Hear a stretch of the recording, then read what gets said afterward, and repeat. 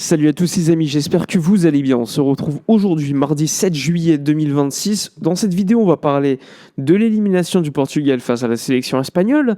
On va aussi parler de Marc Casado et son avenir, puisqu'il s'est exprimé publiquement. On va parler de Julián Alvarez avec des derniers updates tout frais de José Alvarez du Chiringuito qui en a parlé. On va aussi parler de plein de choses, donc n'hésitez pas. Il y a une rumeur également concernant Cuti Romero qu'on va expliquer. Bref, installez-vous tranquillement, likez, commentez, partagez, n'hésitez pas à booster la vidéo, à me follow sur Twitter, sur Twitch, sur YouTube, etc. N'hésitez pas à rejoindre la chaîne avec un petit bouton sous la vidéo, ça ferait toujours plaisir. Et n'hésitez pas, un petit like, un petit commentaire, ça fait toujours plaisir. Il y a également mon compte Twitch, donc n'hésitez pas à me rejoindre.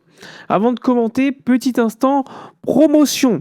Profitez de mon partenaire maillot pendant cette Coupe du Monde. Là, il y a des promotions de dingue pour avoir des maillots de sélection, mais également des sélections, on va dire, de clubs. Il y a aussi des polos, des casquettes, des écharpes. Il y a vraiment de tout. Donc, n'hésitez pas à en profiter. Moi, j'ai reçu mes petits maillots Maroc, Espagne, etc. Donc, ça fait super plaisir. N'hésitez pas. Je vous l'ai dit, les promotions sont folles. Ce sont des maillots répliques de extrême bonne qualité. Moi, les maillots, là, je les ai depuis 3-4 ans, il y en a voire plus, et ils sont toujours en bon état. Donc, n'hésitez pas à en profiter. Si vous avez des questions, venez me les poser directement sur mes différents réseaux sociaux, sur Instagram, etc. Tous les détails sont en description de vidéo. On y va, on débute. Alors, je vous l'ai dit, on va débuter par l'élimination du Portugal face à donc l'Espagne. Match compliqué hier, victoire 1-0 de Mikel Merino sur une passe décisive de Ferran. Moi, je vous l'ai dit, les gars, Ferran Torres, c'est un joueur qui est beaucoup mieux en sortie de banc que lorsqu'il doit débuter un match. C'est un joueur qui est capable de rater le plus facile, mais qui est aussi capable de marquer ou de faire des différences sur des moments super compliqués. Moi, je me rappelle du match contre l'Atlético en Ligue des Champions à l'extérieur, là, mais il fait un match de dingue, quoi. Alors que sur des matchs beaucoup plus faciles, il va te rater des choses beaucoup plus faciles. Et ça, c'est assez frustrant. C'est vraiment le truc qui me frustre chez Ferran Torres, c'est qu'il est vachement irrégulier. Il est capable d'être vraiment très fort, comme il est capable de rater des choses complètement faciles. Donc ça, c'est la frustration que j'ai sur Ferran. Mais hier, il est ultra décisif, hein. Il rentre en jeu, il apporte par la profondeur et ça permet aussi d'avoir un Lamine Yamal plus intéressant à la passe et aussi il est décisif. C'est lui qui fait la passe D pour Mikel Merino. Et honnêtement, l'Espagne, ils se sont sortis d'un sacré piège, hein, parce que le Portugal défendait plutôt pas mal. Un match assez ennuyeux, très peu d'occasions, avec une défense toujours très solide de l'Espagne, avec un Pau Cubarsí toujours exceptionnel. Pau Cubarsí, c'est dingue. Là, il commence à s'installer comme l'un des meilleurs défenseurs centraux de la Coupe du Monde. Ça fait plaisir de le voir à ce niveau-là. Après, petit bémol, c'est le match de Lamine qui, en deuxième mi-temps, sera beaucoup plus intéressant qu'en première. Il y aura la différence faite sur Nuno Mendes à un moment donné qui va le blesser, mais ça reste trop insuffisant. On voit la qualité de passe, on voit qu'il est capable de faire des choses. L'absence de numéro 9 Oyarzabal, franchement, qui était beaucoup trop libre, n'a pas aidé non plus, parce que parfois il y a eu des centres en retrait, il n'était pas là. Pedri a fait une deuxième mi-temps meilleure que la première, mais ça reste pour moi un peu insuffisant. Il doit faire beaucoup mieux. Alors en face, ça défendait très bas et très peu d'espace, c'est vrai, mais quand même, on attend un peu mieux. Il y avait beaucoup de pertes de balles en première mi-temps, je trouve, globalement, chez cette sélection espagnole. Dani Olmo, que j'ai encore trouvé plutôt très bon en première mi-temps. En deuxième, il a un petit peu disparu, mais franchement, Dani Olmo, sur les derniers matchs de la sélection espagnole, il est quand même assez intéressant, hein. Franchement, j'aime beaucoup ce qu'il fait, ce qu'il propose avec la sélection espagnole. C'est pas la première fois, hein. Rappelez-vous à l'Euro, lorsqu'il était rentré à ce poste de numéro 10, clairement, il avait montré son impact et c'est vraiment un beau joueur de foot, hein. C'est vraiment un joueur technique. Sur une touche, le contrôle orienté est toujours assez impressionnant. Maintenant, il y a des situations, clairement, où l'Espagne doit largement être beaucoup plus létale, hein, parce que certes, tu prends pas de but, mais t'en marques très peu en ce moment-là. Donc ça aussi, ça va être un truc qu'il faudra suivre lors de ce mondial. Mais en tout cas, l'Espagne continue la route. Pas de rentrée en jeu de Gavi. Il y avait pas de rentrée en jeu d'Eric Garcia non plus. Pour moi, Eric mérite quand même avoir un petit peu de temps de jeu, globalement. Mais bon, l'Espagne se qualifie, le job est fait. Cristiano Ronaldo a été éliminé avec sa sélection. Donc on va pas se mentir, on est plutôt content ici, parce que voilà, Cristiano, le problème, c'est que c'est pas qu'on le déteste, hein, c'est que ses propos, en fait, le rend insupportable, hein. Quand il parle de Cristiano, le Portugal de Cristiano, avant moi, le Portugal avait rien gagné, et sa concurrence avec Messi, où il a tendance tout au long de ces années, au départ, de dire que la Coupe du Monde, c'est le plus important, puis en fait dire non, c'est qu'une compétition à 7-8 matchs, puis il y avait le soulier d'or, c'est le plus important. Ah non, c'est pas le ballon d'or le plus important, c'est le Soulier d'or, puis Messi a dépassé. Mais c'est la FIFA maintenant qui l'aide. Bref, des excuses tout au long des années qui ont évolué. À un moment donné, c'était pour être une légende, il faut gagner avec son pays. Ça, il avait dit évidemment après l'Euro 2016. Maintenant, le discours change bizarrement. Donc ça, c'est quelque chose de très très frustrant chez Cristiano qui nous empêche, nous, de l'apprécier particulièrement. Enfin, de mon côté en tout cas. Voilà ce qu'on pouvait dire sur la sélection espagnole et donc tous nos Barcelonais. Hein. Donc il n'y aura pas a priori de Liga dès la première journée pour le Barça, puisque forcément cela repousse le retour de la Coupe du Monde et donc forcément un retour pour participer au premier match de Liga. Normalement, le Barça commencera la Liga avec la J2 contre Elche. Ensuite, on continue. Marc Casado, hier, il s'est exprimé en disant « Bon, moi, les gars, lundi prochain, j'ai une réunion avec le Barça, l'agent, mon coach, etc. On a déjà parlé avec Flick, tout est clair. On va décider de mon avenir. Il faut savoir que Marc Casado a dit moi, perso, j'ai toujours dit que j'allais toujours me battre pour le Barça. Maintenant, si le coach, le club ne me veulent pas, bah, j'irai trouver une solution ailleurs. » Donc un Casado qui, certes, veut rester, mais qui n'est pas fermé à un départ, ça c'est évidemment une évidence. Et donc il faudra suivre lors des prochains jours, prochaines semaines, Casado qui probablement devrait quitter le Barça. Maintenant, il faudra voir pour quel club, à quel montant, etc. En tout cas, ce qu'on sait, c'est que Jorge Mendes a déjà commencé à discuter avec certains clubs, l'intérêt de certains clubs, et ensuite une décision assez rapide devrait arriver du côté de Marc Casado, de son agent, du Barça, etc. Donc c'était important de revenir dessus parce que, je le rappelle, Marc Casado, comme c'est un joueur formé au club, tout départ, toute indemnité de transfert, c'est de la plus-value comptable. Et ça, c'est plutôt intéressant pour le club. Et ça te génère du fair play financier. Et ça augmente donc cette marge. Donc, ce qui est quand même assez intéressant. Ensuite, il y a aussi Cuti Romero. Il fallait que j'en parle. Cuti Romero, le défenseur central argentin de Tottenham. Fabrizio Romano, hier, explique que Cuti Romero devrait a priori quitter Tottenham. Il a prolongé l'année dernière, peut-être qu'il n'aurait pas dû.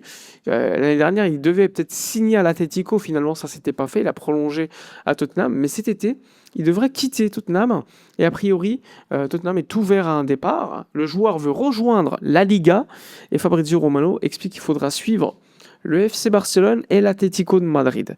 Alors on le sait, le Barça cherche un défenseur central, tout dépendra évidemment de la marge restante, vous le savez, je vous ai expliqué des mille et une fois, si le Barça recrute un neuf très cher, forcément la marge sera moins élevée, tout dépendra du prix en fait. Et donc Cuti Romero, c'est un joueur qui apprécié en interne du Barça par son expérience, même il est très jeune, hein, c'est pas quelqu'un qui a 35 ans. Hein. Pour un défenseur central, il reste plutôt jeune, je crois qu'il a 27-28 par là.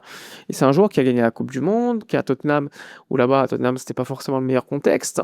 Maintenant, le problème chez Cuti Romero, c'est son excès d'agressivité. Il va te prendre des cartons rouges, des cartons jaunes, mais ça reste un défenseur avec une bonne relance, qui est bon défensivement et qui a de la qualité. Maintenant, c'est pas le profil aujourd'hui recherché par Hansi Flick. Mais bon, est-ce que ça a changé ou pas? Je ne sais pas. Ce qu'il faut savoir, c'est que Flick a refusé par exemple le dossier à Alessandro Bastoni parce qu'il voulait un profil de défenseur central différent. Romero, c'est un type de défenseur central qui colle à ce que Flick veut. Le problème, c'est qu'il est droitier. Et on sait que Flick, lui, veut plutôt un défenseur central gaucher. Donc il faudra voir s'il y aura une évolution par rapport aux demandes de Flick à ce moment-là. Mais en tout cas, le dossier Cuti-Romero, pour l'instant, il y a la Coupe du Monde, forcément, ça, c'est pas une priorité. Mais attention, il faudra suivre le dossier, sachant que Tottenham, je pense qu'ils vont demander beaucoup d'argent dans tous les cas, au moins 40-50 millions d'euros pour lui. Alors que pour moi, après ce qui s'est déroulé avec Tottenham ces 2 dernières années, même si c'est le capitaine, tu peux pas demander autant, sachant qu'il sort de blessures, etc. Il vient tout juste de prolonger, c'est ça le problème. Mais globalement, c'est un défenseur central qui, perso, j'aime bien. Maintenant, c'est pas forcément le top, le gratin le gratin mondial. Même si ça reste un très bon défenseur central quand même sur le papier. Hein. Quand même un champion du monde, Copa América. Et c'est un champion du monde qui a été super performant en 2022. Hein. Mais là, on est en 2026. Donc, honnêtement, je regarde pas tous les matchs de Tottenham. J'ai regardé un petit peu. Et c'est pas un hasard s'ils étaient 17e. Il y a eu beaucoup de blessures, dont celle de Romero. Mais bon. Par moment, Romero, il faut aussi des erreurs défensives que tu ne peux pas accepter si tu joues au Barça. Donc il faudra suivre un petit peu ce qui va se passer concernant l'Argentin et le Barça. Deco, vous l'avez vu, j'ai oublié d'en parler, mais Deco, il était hier aux États-Unis, au stade, hein, lors du match Portugal-Espagne. Alors, ce qu'on sait, c'est que Deco, il est venu invité par la FIFA pour le match, mais il a quand même des réunions aux États-Unis avec certains agents, certains dirigeants du football, etc. Et hier, tu as El Chiringuito, José Alvarez, qui est assez proche de la direction du Barça, notamment de Joan Soler, bras droit de Laporta, qui s'est marié il n'y a pas longtemps, c'était à leur mariage, hein, pour vous dire. Il a expliqué, pendant la nuit, là, je crois à 2 heures du matin, l'émission elle avait lieu, qu'en ce moment même, il y a des réunions, des discussions entre le Barça et l'Atlético de Madrid concernant Julián Alvarez. Et que forcément, on n'a pas idée de l'importance des personnes qui sont sur le dossier. Donc c'est probablement Laporta qui gère le dossier, accompagné probablement de quelqu'un d'autre, plus évidemment les gros dirigeants de l'Atlético. Donc ça, c'est selon José Alvarez. Il explique aussi qu'après la Coupe du Monde, forcément, tout va s'accélérer. Donc il faudra voir évidemment ce qui va se passer. Est-ce que Julián Alvarez aura une nouvelle prise de parole? Est-ce que l'Atlético va accepter de vendre et à quel prix? Bref, c'est le dossier qui, évidemment, dérange beaucoup de fans parce que ça nous ralentit, mais c'est le dossier qui va, on va dire, permettre à notre été d'avoir une image différente. Parce que si tu prends Alvarez, forcément, il y a un coût de transfert qui est assez élevé. Pour un joueur qui, pour l'instant, me déçoit lors de ce mondial, mais il revient de blessure aussi. Je ne peux pas avoir ce discours avec Lamine Yamal qui revient de blessure et ne pas l'avoir avec Julián Alvarez. Maintenant, je l'ai toujours dit, c'est un joueur très très beau à voir jouer, mais c'est pas forcément le numéro 9 typique qui est dans la surface, qui va te marquer 50 buts par saison. Maintenant, ça reste un joueur qui est assez prolifique, qui peut te garantir 30-35 buts par saison, un jeu associatif et plein de qualités. Maintenant, attention à l'irrégularité. J'oublie pas qu'il sort d'une saison compliquée en Liga et le prix. Il va falloir faire attention, il ne va pas monter non plus à des prix complètement dingues, il va falloir rester rationnel. Mais en tout cas, selon José Alvarez, des discussions ont lieu entre les dirigeants du Barça et de l'Atlético pour le dossier Julián Alvarez. Dossier qui, évidemment, je le rappelle, sera réglé après la Coupe du Monde avec une réunion entre l'Atlético et le joueur, une nouvelle réunion. On verra de quoi il s'agira. Évidemment, le Barça qui devrait dégainer une deuxième offre à ce moment-là.